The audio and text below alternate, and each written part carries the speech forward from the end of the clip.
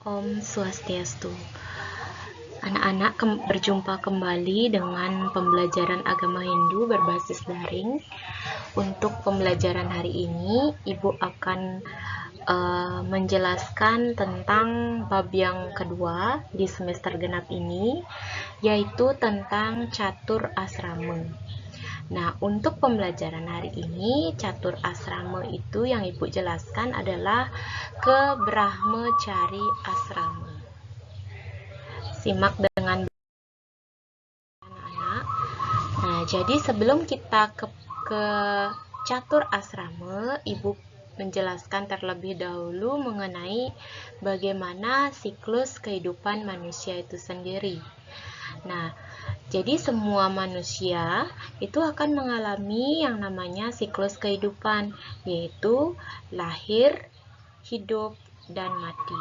Begitulah berulang kali. Jadi bisa dilihat pada gambar di samping ya, itu kita semua akan mengalami proses tersebut. Nah, dalam kita kehidupan ini itu pasti kita akan mengalami yang namanya catur asrama. Nah, apa itu catur asrama?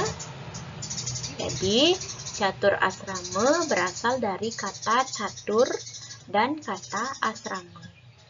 Nah, kata catur artinya 4, sedangkan asrama artinya tempat, lapangan, atau jenjang kehidupan. Jadi, catur asrama itu adalah 4 jenjang kehidupan kita. Ya. Nah, apa saja? Jadi, setiap manusia itu dalam hidupnya harus melalui 4 jenjang dalam kehidupannya. Nah, keempat jenjang tersebut itu harus dijalani dengan baik. Nah, jika dalam fase pertama atau jika dalam jenjang pertama itu tidak dijalani dengan baik, maka ini akan membawa dampak yang buruk pada jenjang atau fase berikutnya.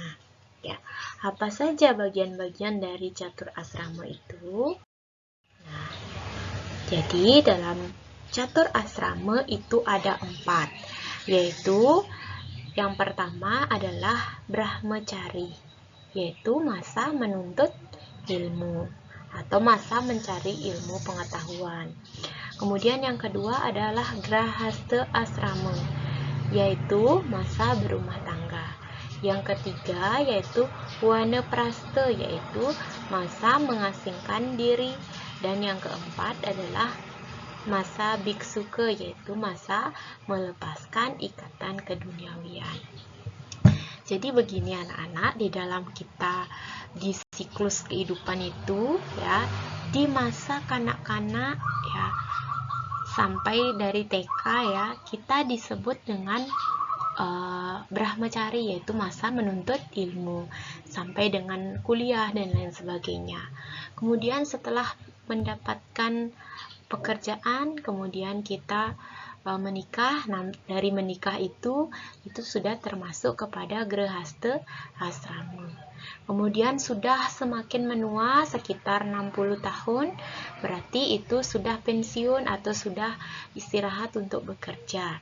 Jadi itu yang disebut dengan Wanaprastha, yaitu masa mengasingkan diri, artinya masa dimana kita harus bisa untuk sedikit demi sedikit ya melepaskan keegoan atau melepaskan ikatan duniawi. Nah, yang keempat masa biksuka, yaitu masa melepaskan ikatan duniawi.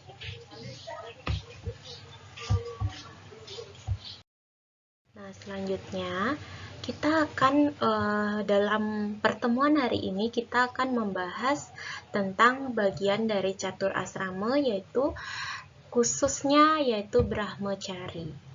Nah, apa itu Brahmacari? Jadi Brahmacari itu berasal dari dua kata, yaitu kata Brahma dan kata Cari. Brahma artinya ilmu pengetahuan, sedangkan Cari itu artinya tingkah laku dalam mencari ilmu pengetahuan. Jadi Brahmacari itu adalah jenjang atau tingkatan hidup bagi orang yang sedang menuntut ilmu.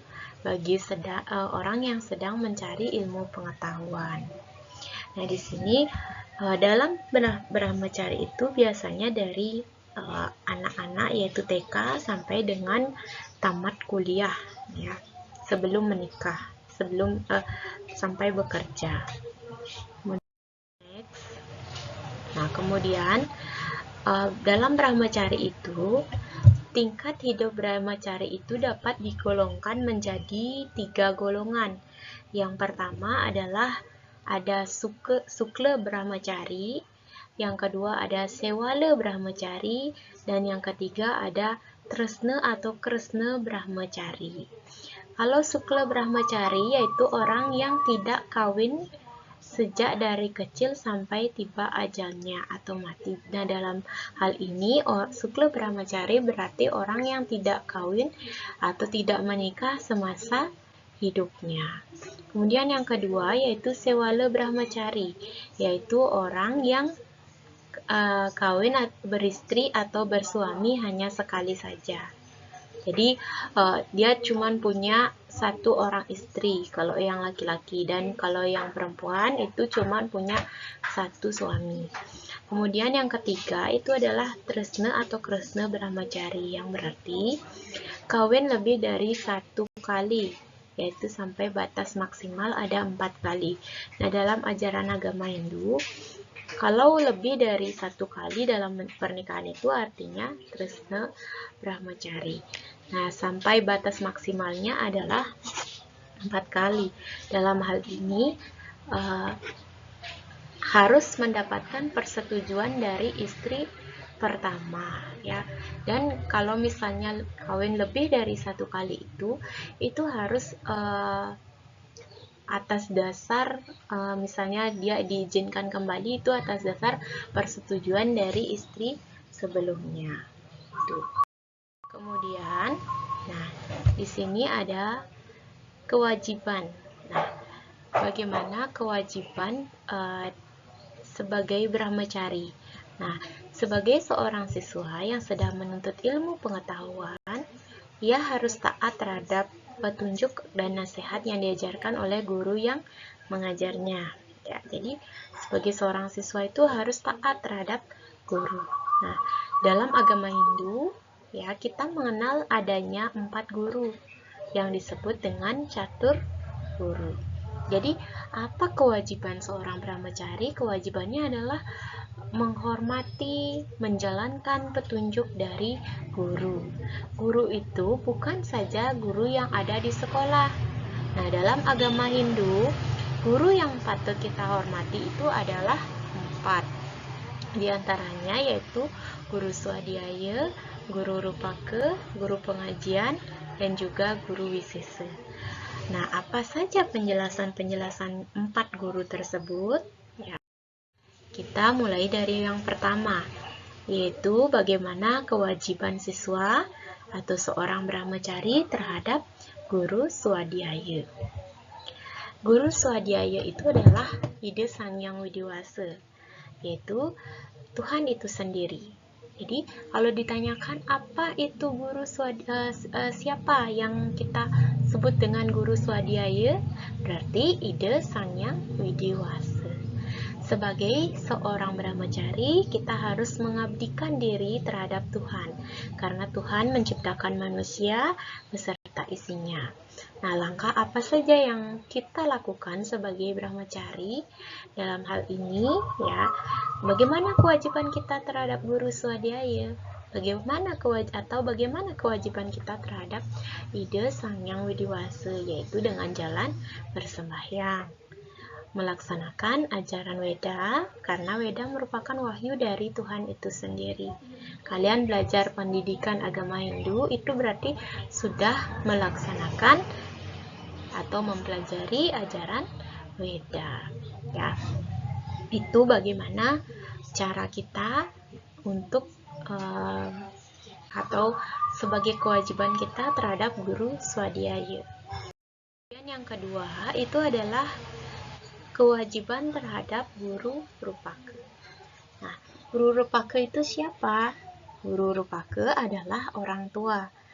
Nah, sebagai seorang brahmacari, kita harus menghormati orang tua, karena berkat jasa orang tua, kita bisa lahir, tumbuh, dan berkembang di dunia ini. Ya. Jadi, setelah Tuhan atau guru swadhyaya, yang kedua adalah guru rupake atau orang tua. Jadi di sini kita mempunyai banyak hutang kepada orang tua, yaitu baik itu hutang badan yang disebut dengan saririkerte atau hutang budi, karena orang tualah yang memberikan makan, minum, pakaian, pendidikan. Nah, hutang budi itu yang disebut dengan anadatta. Yang ketiga itu ada pranadatta, yaitu hutang jiwa dalam arti pemeliharaan atau kelanjutan hidup. Ya, di sini ada 3 hutang, nak. Saririkerte, hutang badan. Ya, badan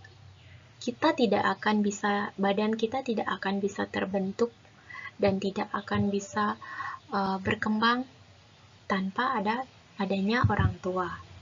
Kemudian kita tidak akan bisa makan, minum, pakaian, pendidikan, ya, itu tidak akan bisa tanpa orang tua, yang disebut dengan hutang anadatta, ya.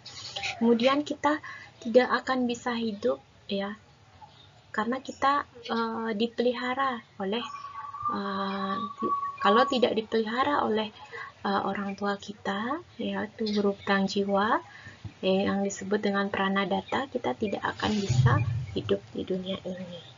Nah, langkah apa saja yang harus kita lakukan sebagai brahmacari dalam hal ini, dalam hal menghormati orang tua, yaitu yang pertama adalah hormat dan patuh terhadap nasihat orang tua.